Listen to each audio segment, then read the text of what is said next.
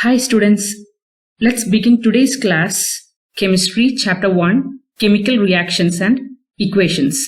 So today we'll learn about chemical reactions. So what are chemical reactions? You have already learned what physical and chemical changes are. So first is the physical change. So what is a physical change? In a physical change, the molecules are rearranged but their chemical composition remains the same. Example of physical change is melting of ice. Here you have ice. If you leave it on a table and after some time it would melt and become water. But here only a physical change has occurred because the atoms hydrogen and oxygen are of the same. For water as well as for ice it is H2O. There is no change in chemical composition. That is, the molecules are just rearranged but their chemical composition is not changed. Another example is that of boiling of water.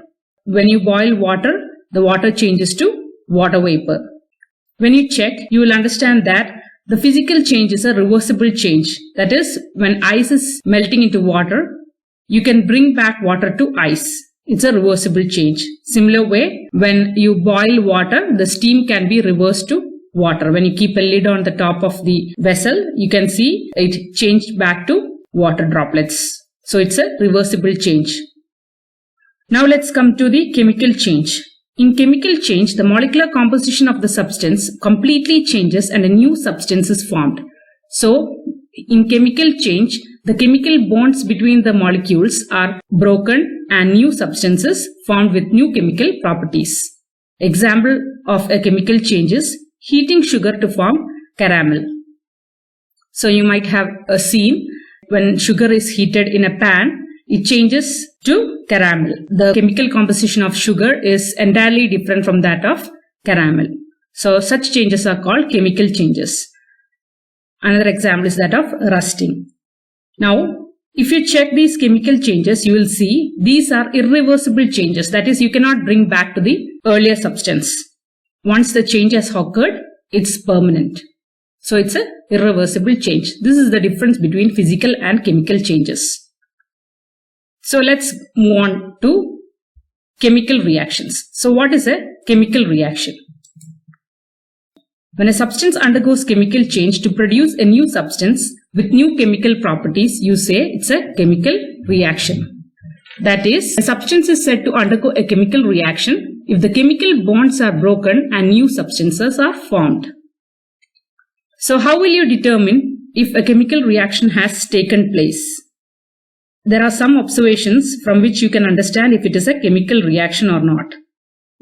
The first one is change in state. Example of change in state is when hydrogen gas and oxygen gas react, you get water. So here, gaseous state is changed to liquid state. Another example is that of change in color.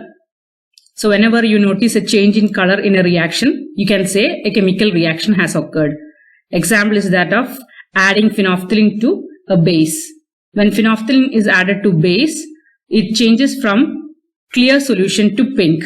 You have learned all these in your lower classes. You will be learning more about it in your second chapter, acid, bases and salts. Next is evolution of gas.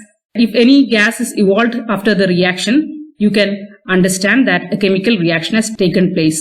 Similar way, if there is a change in temperature, that is the beaker or any test tube that you have used, if it has become hot, you can say there is a chemical reaction happening. So whenever there is a chemical change, you say it's a chemical reaction, and these are some of the observations to determine if it is a chemical reaction or not. So let's move on to the activities given in your textbook. So the first activity that is given in your textbook is the reaction of magnesium with oxygen to give magnesium oxide. So take a clean magnesium ribbon about 2 cm long by rubbing it with sandpaper. So here you have to rub the magnesium ribbon with sandpaper because magnesium is a reactive metal. You will be learning about the reactivity series in your third chapter. So as magnesium is a reactive metal, when it is left open, it reacts with the oxygen to form an oxide layer on top of it. So you have to clean it with the sandpaper. When you clean it with the sandpaper, the oxide layer is rubbed off and it will make the burning easy.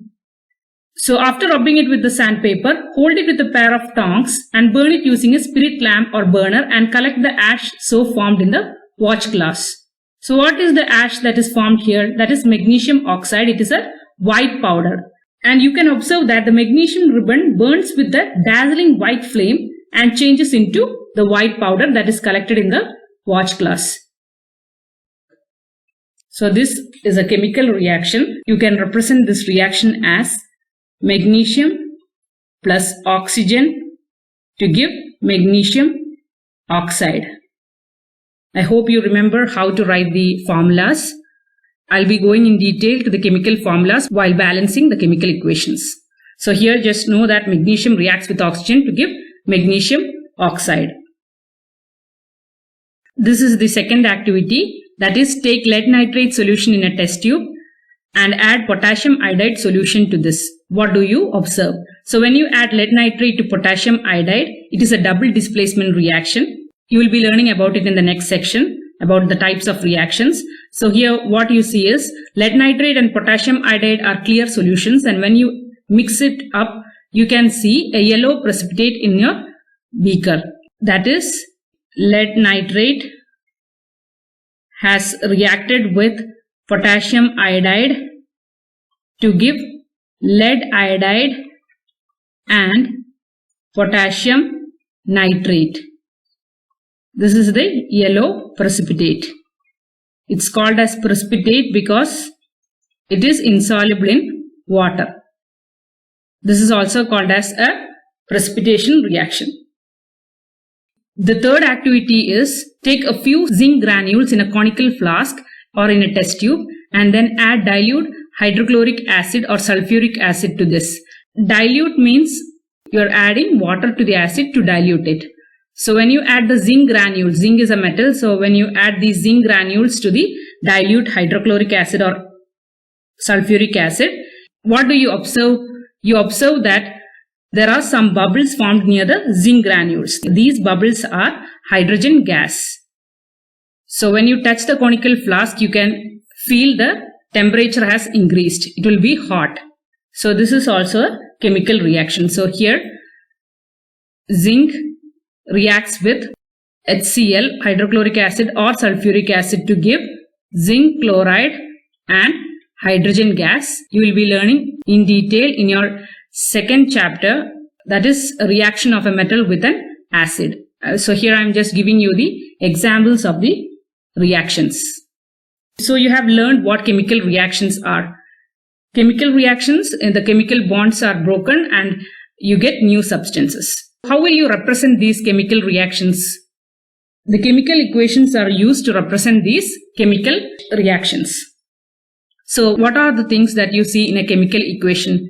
In a chemical equation, there are reactants and then products.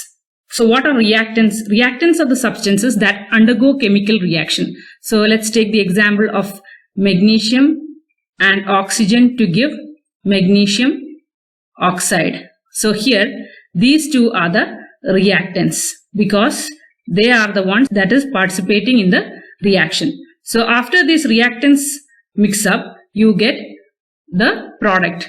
Product is the new substance formed in the reaction.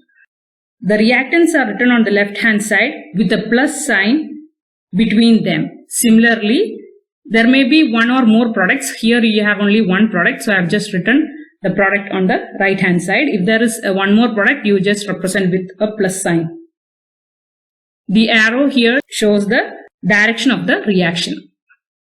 So in this reaction, if you check the number of atoms in the reactant side and that of number of atoms in the product side, it will not be equal. So here magnesium is 1 atom, oxygen 2 atoms, but here magnesium 1 atom and oxygen also 1 atom. So here the total number of atoms is 3 and here the total number of atoms is 2. So this is not a balanced equation.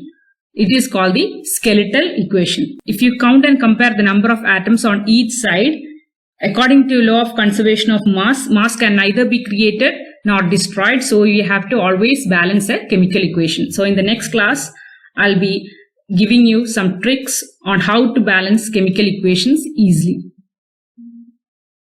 Thank you.